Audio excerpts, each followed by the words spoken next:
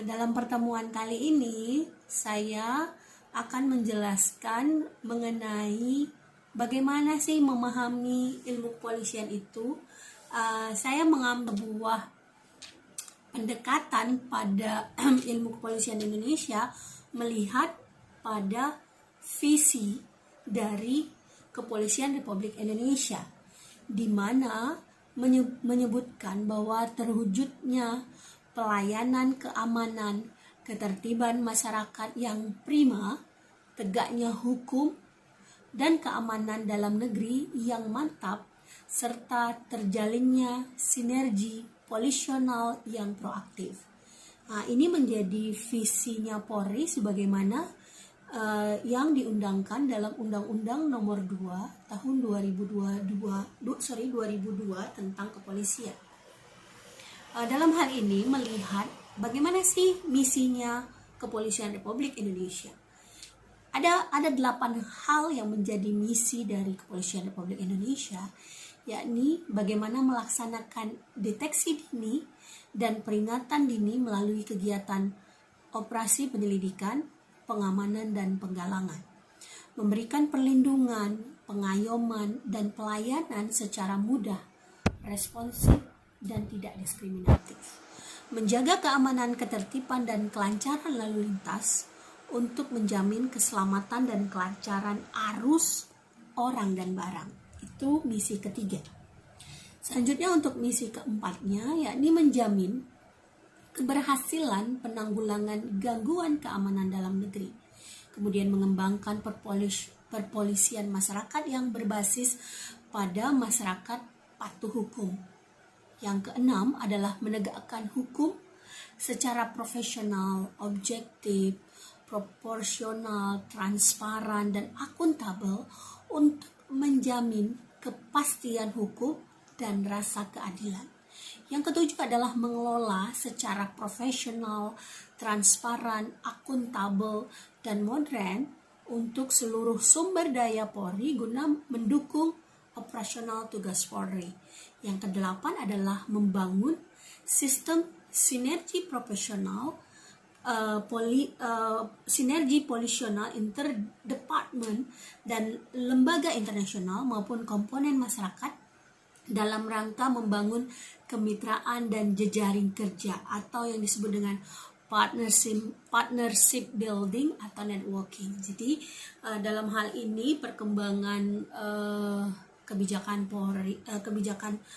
Polri terkait juga pengembangan Polri dengan Kapolri sekarang, yakni bagaimana menjadikan polisi ini lebih presisi ya.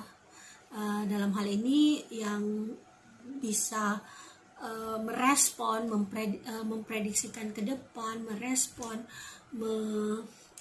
mewujudkan partisipatif dan keadilan bagi proses mewujudkan visinya, yakni terwujudnya pelayanan keamanan dan ketertiban masyarakat yang prima, tegaknya hukum dan keamanan dalam negeri dan mantap, serta terjalinnya sinergi polisional yang proaktif.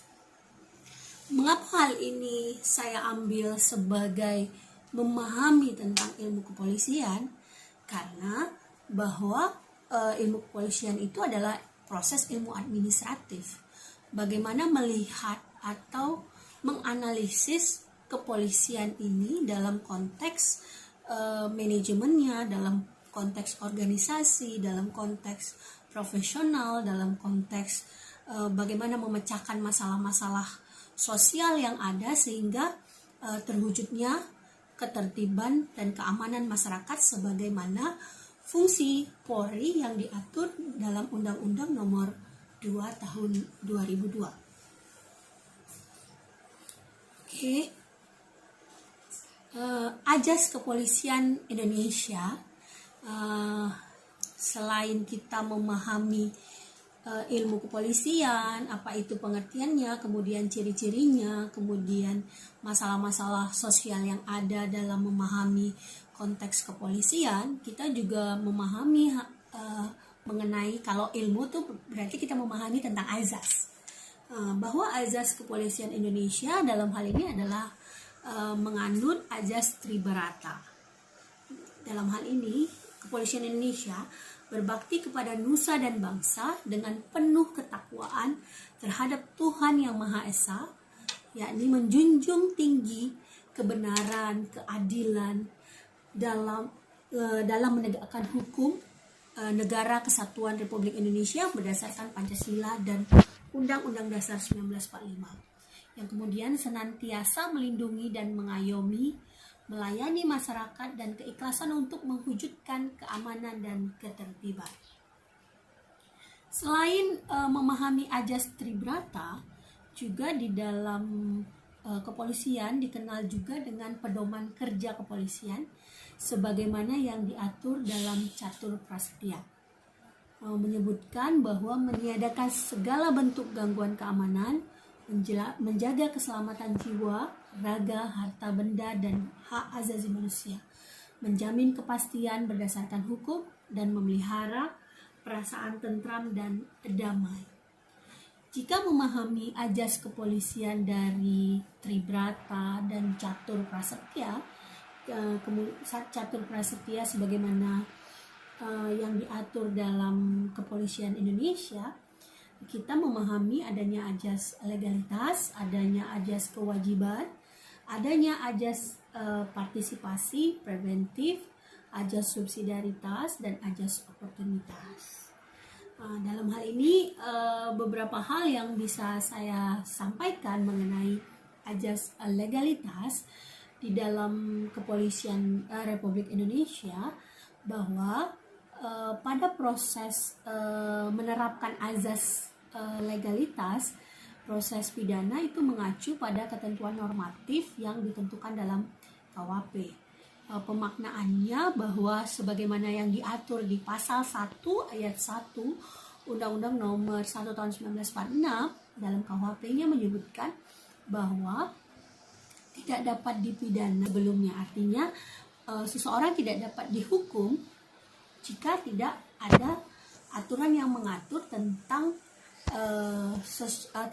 norma atau sanksi terhadap orang yang melanggar peraturan tersebut. Jadi berlaku di sini azas legalitas sebagaimana yang dipahami dalam Republik Indonesia.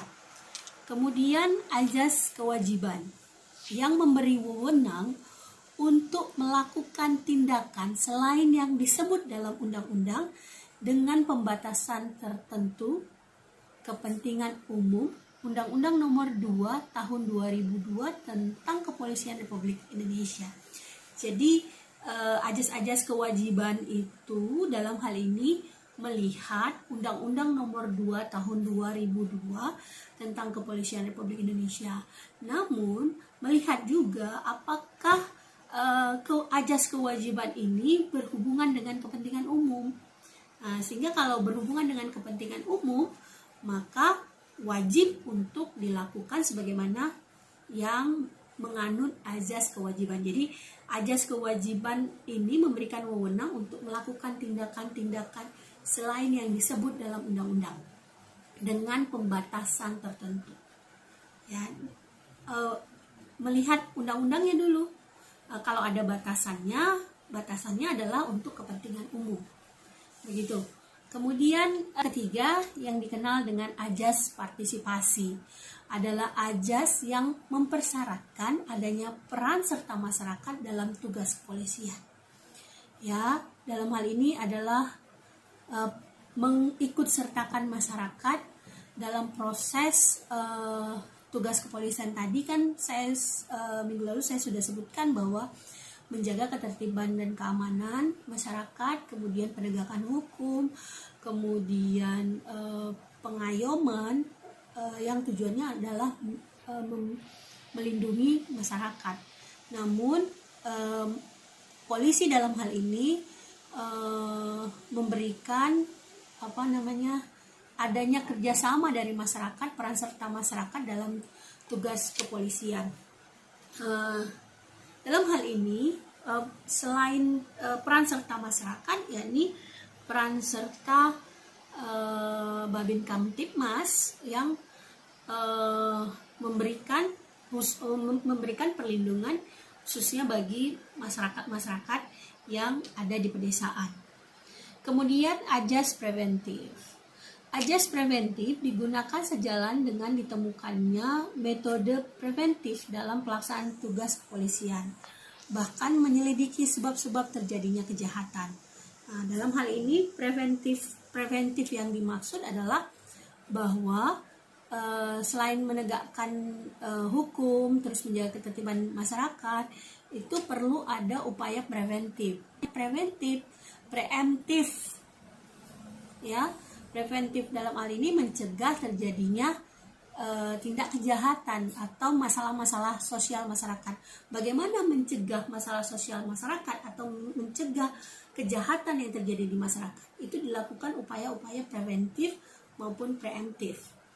Ya, preemptif berupa sosialisasi, kemudian pendidikan, kemudian pengetahuan yang diberikan kepada masyarakat agar masyarakat dapat mematuhi aturan sebagaimana kesadaran hukumnya masyarakat, ya, kesadaran bagaimana memahami bahwa ini bertentangan dengan norma, dengan aturan, dengan kebijakan, dan sehingga apabila ada melanggar maka adanya sanksi. Kemudian ajas subsidiaritas adalah ajas yang memberi wewenang kepada polisi untuk melakukan tindakan pengganti bagi instansi. Yang terakhir adalah ajas oportunitas. Tercantum dalam KUHP memberi wewenang untuk tidak menindak seseorang yang telah melanggar hukum baik dalam tahap penyidikan maupun dalam tahap penuntutan. Karena dalam hal ini polisi sendiri itu hanya sebatas untuk proses penyidikan, dan ada tahapan-tahapan lain, yakni tahapan sampai putusan pengadilan sehingga orang tersebut dapat diberikan sanksi hukum dan dihukum sesuai dengan aturan hukum yang berlaku. Kemudian tindakan pencegahan melalui pengembangan ajas preventif dan ajas kewajiban umum kepolisian. Ya, dalam hukum pidana, kepentingan umum diartikan sama dengan kepentingan hukum. Dapat berupa kepentingan negara, kepentingan masyarakat, dan kepentingan individu. Jadi meskipun dalam hal ini polisi diberi kewenangan, namun juga melihat bagaimana tujuan dari kepentingan umum sendiri, sehingga tidak bertentangan dengan kepentingan negara, kepentingan masyarakat, dan kepentingan individu, khususnya dalam hak asasi manusia. Dalam mewujudkan visi Polri, pelayanan keamanan dan ketertiban masyarakat yang prima, tegaknya hukum dan keamanan dalam negeri yang mantap, serta terjalinnya sinergi polisional yang proaktif. Untuk memahami ilmu kepolisian, khususnya ilmu kepolisian Indonesia, dalam hal ini bahwa kita harus memahami bagaimana aturan hukum yang berlaku untuk kepolisian Indonesia dan bagaimana memahami ilmu kepolisian itu sendiri yang sifatnya adalah ilmu